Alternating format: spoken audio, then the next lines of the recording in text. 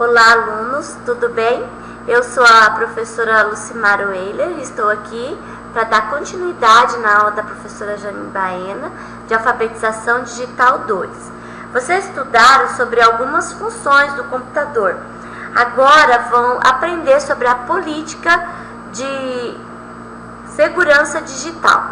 Nessa aula nós vamos debater a política de segurança, as ameaças existentes, os controles, as ferramentas e as rotinas nas empresas.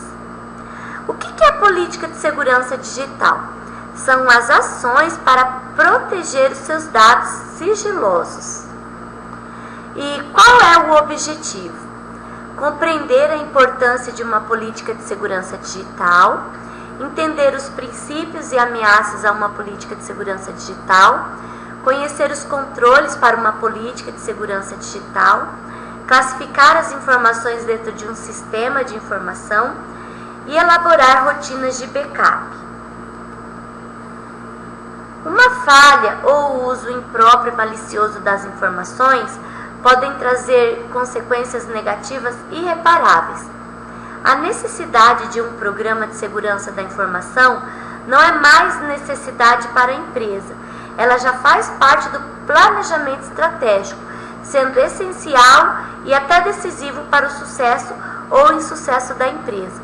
Por exemplo, vocês agora que estão fazendo esse curso pela rede ETEC Brasil, por trás desse curso existe várias pessoas especializadas em salvar os dados, cuidar do funcionamento da máquina, para que vocês não percam e eles também não percam as informações que estão disponibilizadas. Vamos saber quais são os princípios da política de segurança digital. A integridade é a condição na qual a informação e os recursos são protegidos contra modificações não autorizadas e acidentais. Então, se a pessoa não está autorizada a mexer no programa, ela vai mexer e acontece algum acidente, então faz parte da segurança que isso não aconteça. Então, é muito importante. A confidencialidade são certas informações que não podem ser disponibilizadas ou divulgadas sem autorização prévia do seu dono.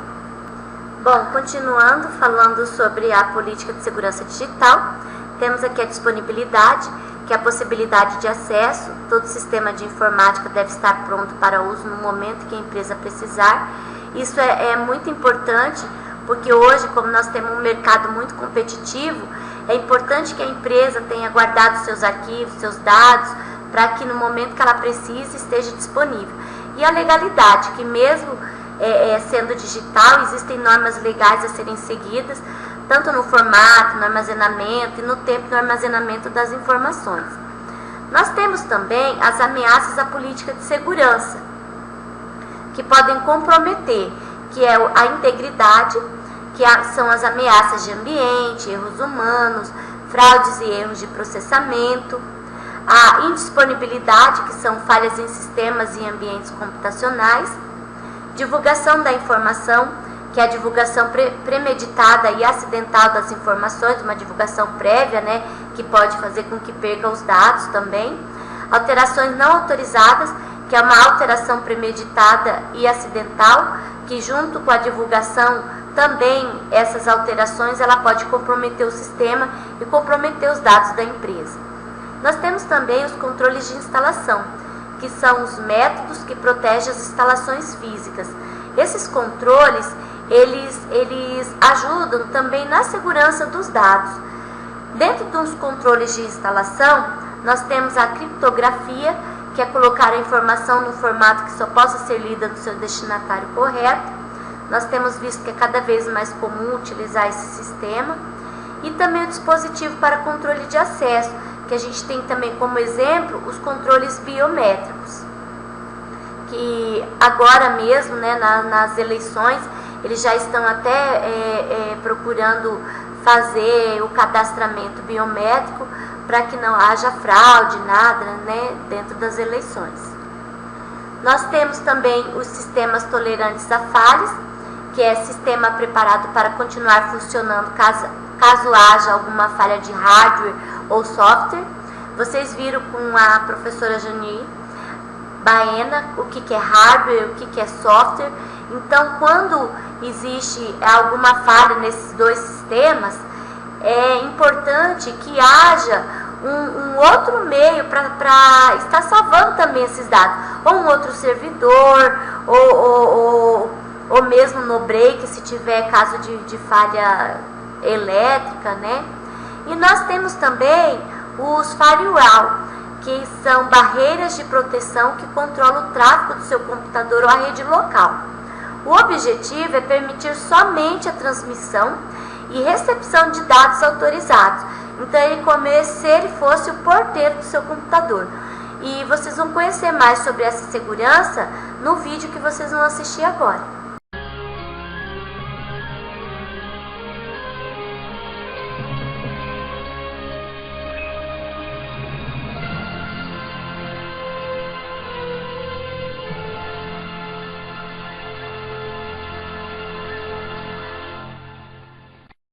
Computador que não está conectado à internet quase perdeu o sentido. Mas entrar no mundo virtual exige cuidados. Um dos principais é oferecer à sua máquina a proteção de um firewall. Agora você vai ver o que é isso.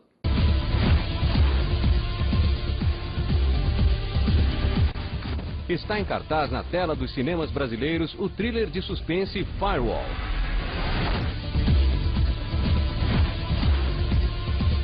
Na história, o personagem de Harrison Ford é especialista em segurança de um banco. Ele é sequestrado junto com sua família por um bando de criminosos que querem que ele revele os códigos de acesso dos clientes. Apesar do nome do filme ser apenas o pano de fundo para uma típica história de suspense, Firewall é uma grande preocupação dos internautas. O Firewall é um software, é um programa de computador e ele é o responsável por filtrar a todas as informações que entram e saem do seu computador. Ele é o filtro que você, com ele, vai conseguir definir o que pode entrar no seu computador, o que não pode e não pode sair do seu computador de informação. Mas muito cuidado para não trocar alhos por bugalhos. Se você pensou, o Firewall então é um tipo de antivírus. Prepare-se para descobrir que Firewall é uma coisa, antivírus é outra. O antivírus é responsável por proteger contra vírus, contra worms, contra cavalo de Troia, contra spyware. Hoje em dia o nosso produto tem um anti-spyware embutido no antivírus, já está se tornando uma necessidade. O Firewall ele tem uma outra aplicação, ele tem uma outra necessidade. Ele é o programa que a gente chama até de anti-hacker. Ele é o programa que vai te proteger contra alguém invadir o seu computador ou alguma informação confidencial, alguma informação sigilosa sua sair do seu computador por um acidente, por exemplo. Essa é a função do Firewall. Diante das ameaças que pairam sobre os usuários da grande rede, o Firewall já passou a ser uma ferramenta indispensável. Mas ela é ainda mais necessária para quem usa banda larga, apesar de o risco existir também na conexão de escada. A explicação está no volume de dados. Na banda larga trafegam muito mais dados, portanto, o risco é muito maior. Algumas versões mais novas do Windows já possuem um firewall básico, mas que só filtra o que está no próprio computador. Se você, por exemplo, tiver alguém mexendo no seu computador, o seu filho, por exemplo, e mandar um e-mail ou um instant messenger com o seu número de cartão de crédito, e você não tiver um tipo de proteção para isso, você pode ter essa informação roubada por algum hacker, por algum cracker. Você consegue nessa tecnologia, por exemplo, cadastrar quais são as suas informações pessoais, como o número de cartão de crédito, CPF, por exemplo, e essa tecnologia, essa ferramenta, ela impede que essa informação saia do seu computador, seja através de algum hacker tentando invadir, ou seja através de um envio acidental do seu computador para a internet ou para algum outro computador. Mais informações sobre Firewall? O endereço você já conhece, www.olhardigital.com.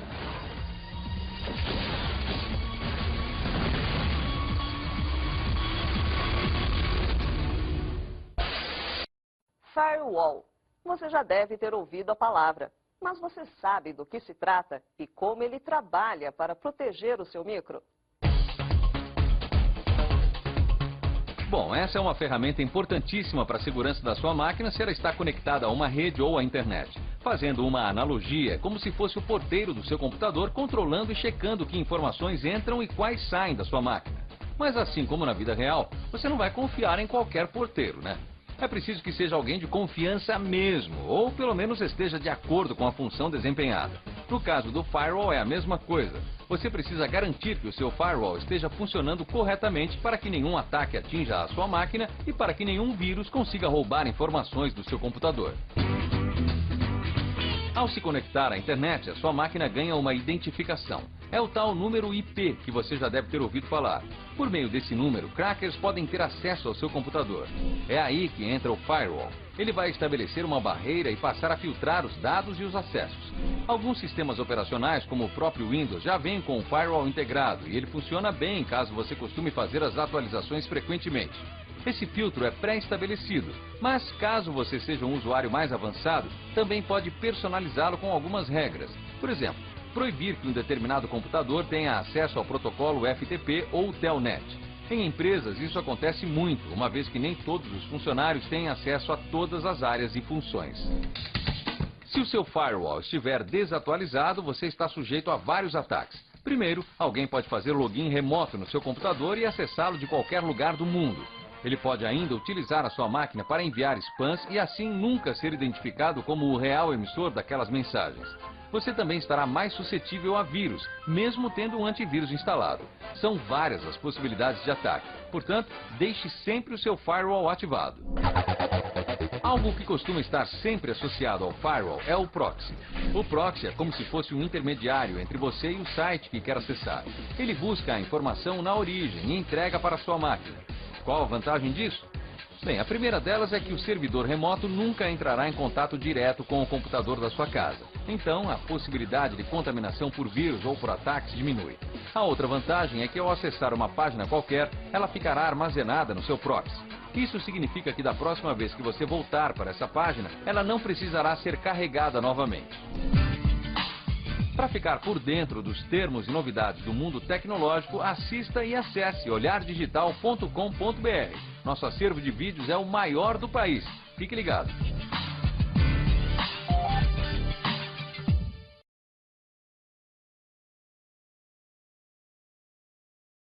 E aí, pessoal, gostaram do vídeo?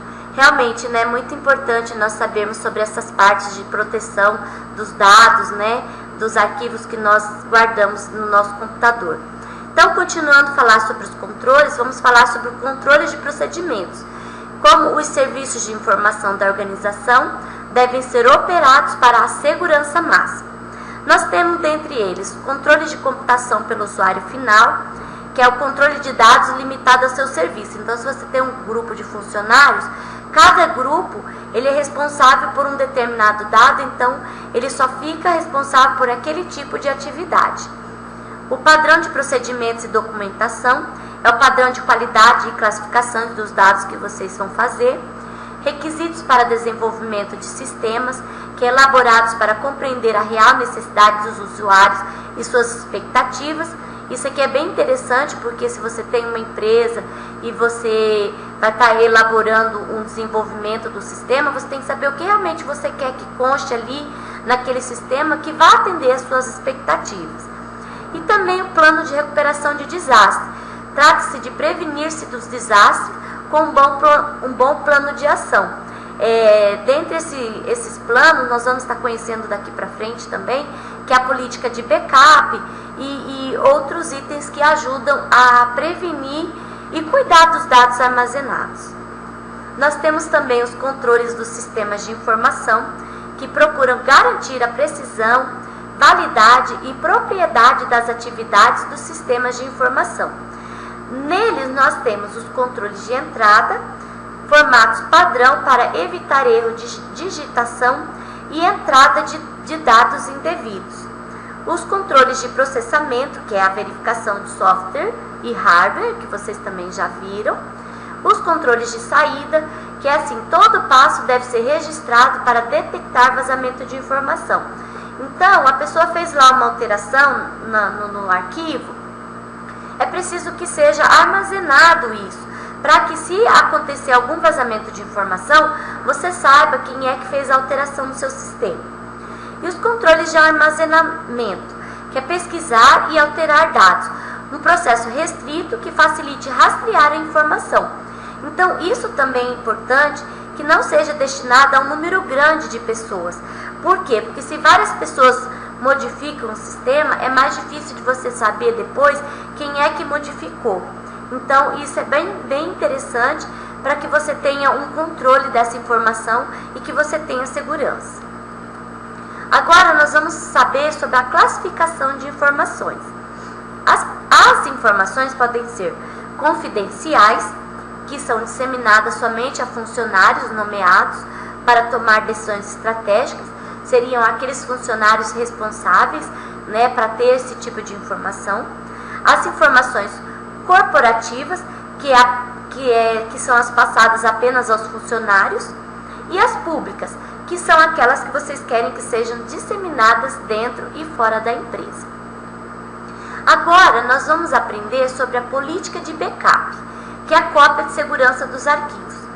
Então é muito importante que vocês sigam todas essas rotinas passadas anteriormente com relação à segurança.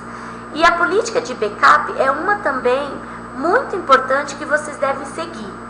Então, dentro dessa política, nós temos as estratégias básicas de um backup, que é a frequência da realização do backup.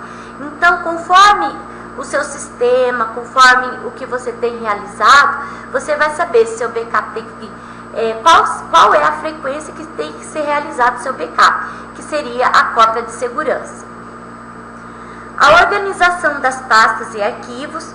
Para facilitar o gerenciamento do backup, é necessário a organização das pastas e arquivos, para que arquivos importantes não fiquem fora de backups. Então, é muito importante essa organização. Pensem, né, quem está aqui trabalhando no curso ETEC, o trabalho que tem para estar fazendo a cópia de segurança dos arquivos de vocês, de tudo que é postado. Então, assim, é muito importante que sigam todos esses dados. Nós temos também dispositivo de armazenamento, que é o dispositivo capaz de armazenar a informação, chamada de mídia de armazenamento. Nós temos como um exemplo, né, o CD-ROMs, o pendrive, tudo isso nós podemos chamar de mídia de armazenamento.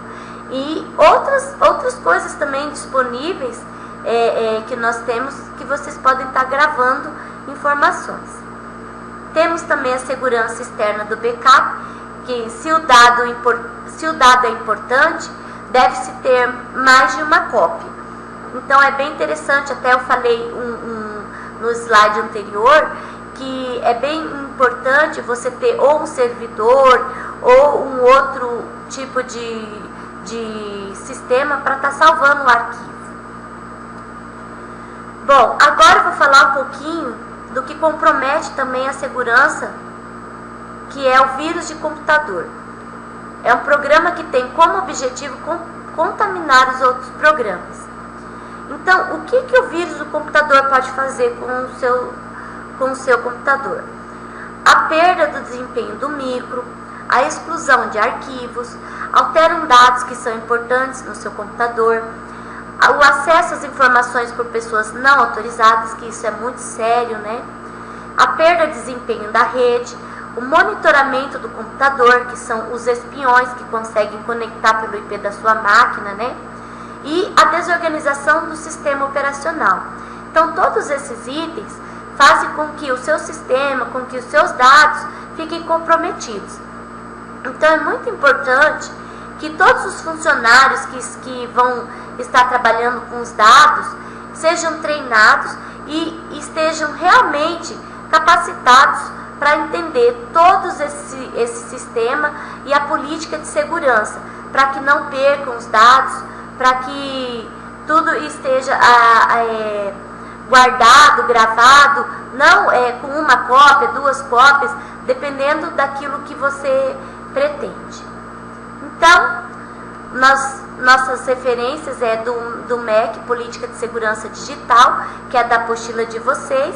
Espero que vocês tenham gostado da aula e possam estar se informando melhor sobre as dúvidas que vocês tiverem e estejam pesquisando e realmente estudando sobre a segurança, que é muito importante para que nós possamos preservar os dados do computador. Muito obrigada.